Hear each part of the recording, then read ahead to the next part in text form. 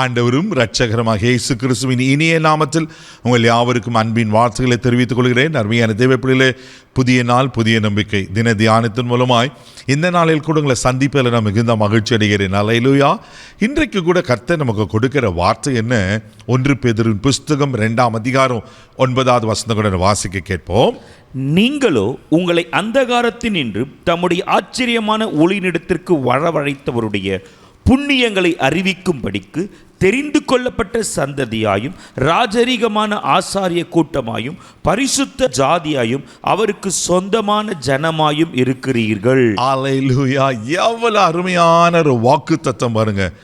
நீங்களோ யார் தெரியுங்களா? தேவ பிள்ளையில ஒருவேளை உலகத்தின் சாதாரண மனுஷன், நான் யாரு பிரதர், நான் ஒரு படிப்பறிவில்லாதவன், நான் ஒரு வேலை வெற்றி இல்லாதவன், நான் யார் மனுஷரால் அங்கீகரிக்கப்படாதவன், என்னை யார் மதிக்கிறாங்க? ஒருவேளை உங்களை குறித்து நீங்கள் தாழ்வு மனப்பானையில் காணப்படலாம். ஒருவேளை உங்களை குறித்து உங்களுக்கே ஒரு நெகட்டிவ் தாட் இருக்கலாம். ஒருவேளை உங்களை குறித்து உங்களையே விருப்பமில்லாத ஒரு நபராக காணப்படும். ஏன் உலகத்தில் வாழறேன், எதுக்காக இந்த உலகத்தில் இருக்கிறேன்? ஒருவேளை தேவ பிள்ளைகளை நீங்கள் எப்படிப்பட்ட சூழ்நிலையில் உங்களை குறித்தே நீங்கள் நொந்து போயிருக்கீங்க தெரியல. ஆனால் இன்றைக்கி பரிசுத்த ஆவியின் திட்டமாக நம்மளோடு பேசுகிறா. நீங்கள் யார் தெரியுமா? இந்த வசனம் ரொம்ப அழகாக சொல்லப்பட்டிருக்கு. நீங்கள் பரிசுத்த ஜாதியும் அவருக்கு சொந்தமான ஜனமாக இருக்கிறீர்களா? நீங்கள் ஆண்டவருக்கு சொந்தமான ஜனங்க. நீங்கள் சாதாரணமானவரல்ல.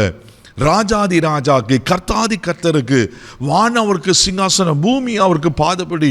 வானத்திற்கு பூமிக்கு பெரிய ஆண்டவர் அவர். அண்ட சராசரங்களையும் படைத்திருக்கிறவர், நட்சத்திரங்களை பெயர் சொல்லி அழைக்கிறவர். யோசித்து பாருங்க, நம்ம ஆண்டவர் எவ்வளவு பெரியவர். அவர் பயங்கரமான பராக்கிரமசாலியாக இருக்கிறாராம். அவ்வளோ பெரிய ஆண்டவருடைய பிள்ளைங்க நீங்க. இது ஏன் நம்மளுக்கு தெரியாமல் இருக்கு? பிசாசு நிறைய நேரம் நம்மளை நெகட்டிவாக யோசித்து வச்சு, நீ என்னத்துக்கு பிரயோஜனம், நீ படிப்பறிவு இல்லை, உனக்கு நல்ல வேலை இல்லை, இன்னொன்னுக்கு மேரேஜ் ஆகலை, இன்னொன்னுக்கு பிள்ளை பிறகலை, உன் கணவன் உன்னை நேசிக்கலை, இப்படி பல விதமான நெகட்டிவ் தாட்டை கொடுத்து ஒருவேளை அவங்க சோறு உள்ளாக்கிருக்கிறேன்னா பயப்படாதீங்க.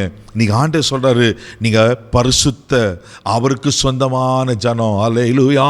எனக்கு ஆரம்பம் ரொம்ப அழகாக இருக்குது. நீங்களோ உங்களை அந்த காலத்தில் நின்று தம்முடைய ஆச்சரியமான ஒளியினிடத்திற்கு. நீங்கள் யார் தெரியுமா? ஒரு காலத்தில் அந்த காலத்தில் இருந்தது உண்மைதான்.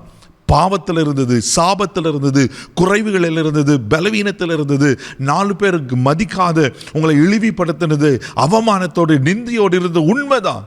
அந்த காலத்தில் இருளில் இருந்தீங்களே.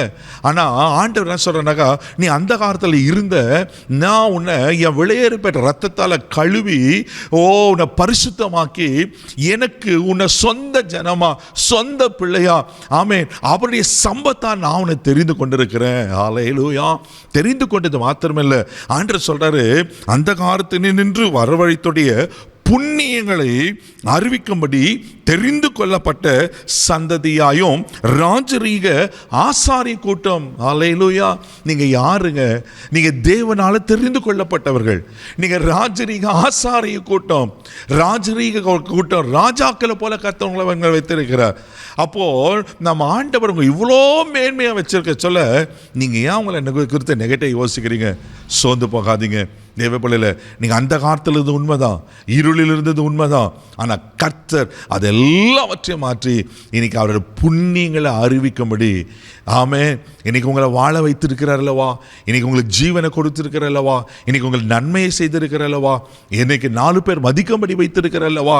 இதெல்லாம் மேன்மை எதுக்குன்னா, அவருடைய புண்ணியங்களை அறிவித்து நீங்கள் ஆண்டுடைய பிள்ளையாய், கர்த்தரனை இருளில் இருந்த என்ன வெளிச்சத்து கொண்டது, நான் வெளிச்சத்து பிள்ளையாக இருக்கிறேன், நீங்கள் 4 பேருக்கு சொல்லணுன்றதுக்காக தேவ பிள்ளைகள். நீங்கள் சாதாரணம் அல்ல, நீங்கள் ராஜரீக ஆசாரிய கூட்டம், ராஜாக்களை போல கர்த்தர் வைத்திருக்கிறார்.